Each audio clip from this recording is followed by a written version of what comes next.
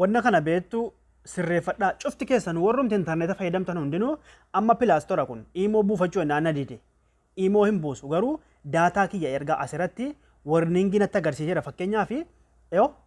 daataa warningi jedhee diimaa natti bobeessee jira 88.09 miti daataan warningi natti agarsiiseera yeroo tokko tokko gubbaa kanarratti warningi jechuu dhufa yoo kun dhufuu dhiise immoo pilaastora keessan waa buusuu dida osuma daataan jiru amma kiyya daataan banaa argaa jirtu daataan banaadha kunoo daataan banaadha garuu gaara gubbaa immoo dalagaan jiru daataan pilaastorris naa buusuu hin danda'u baay'ee amma fakkeenyaaf pilaastorii akkanatti jira bilbilli keessanii daataan dalagaan jiru kunoo yoo akkana gadi hirkiftan asirratti daataan akka hojjetaa hin jirre cufamee jira warningii jechuudha warningii isin agarsiisa mee fakkeenyaaf seetingii sagalee isin agarsiisa warningiidha dhiifama seetingii yoo galle kunoo mee amma asirratti isin agarsiisa akka isin cuftan isin agarsiisa dura warningiidha kun kanaafuu namni rakkoo kana qabdanu sirreeffadhaa karaa lamaan sirreeffattanii tokkoffaa asiin gad harkiftanii mata duree kana xuxxanii dhaquu dandeessani tarii immoo yoo dafee isin irraa bade cinqii kana hundarraa ani immoo karuma isaa yeroo hunda hin bannee isin agarsiisa seetingii bilbila keessanii keessa galtanii kunoo isuma majammaraa jiru kanarraa mallattoo waayifaayi kana xuxxani sana booda kunoo asirratti isii daataa jettu yookaan bakka xiyya isinii itti qabe kana isii akkas cuqaaftani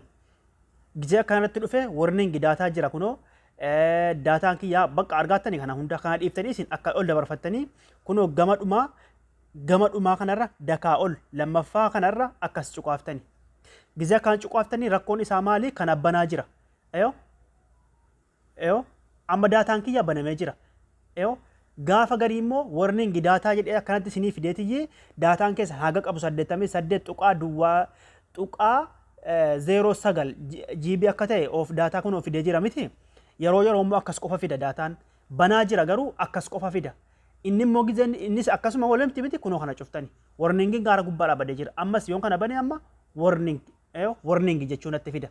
namoonni daataa fayyadamtan hundinuu rakkoon daataan pilaastorii bu'uu dhufaa kunoo isa kana la isa kana faalaadha kunoo wanta akka bu'uu hin danda'u jechuudha akkas taanaan wanta akka bu'uu hin danda'u kaani cuftanii warningi daataan isa amma isinii dhufe kana kunoo warningi daataa isa gaara gubbaa isin dhufe yeroo tokko diimaa ta'e dhufa namoonni hedduun hin beektani waan kana akka cuftanii keessa galtanii wal hubannee jirra miti seetingii bilbiluu keessanii keessa galtanii kunoo bakka kontaaktii kana xuxxanii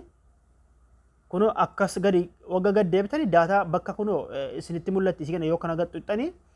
asirratti wanta kan xuxxanu gama ol ooftanii gama olii barreeffama dheeraa kanarra gama oliirra lammaffaarra isii akkas cuqaaftanii kunoo keessan kun banaa jira kan nama kamiyyuu banaa jira warningi daataan banaa jira kunis banaa jira keessan garuu isa kana isin cuftanii yoo cufaa jiraates kan cuftanii salaamu alaikum barumsi keenya har'aa kana fakkaata galatoomaa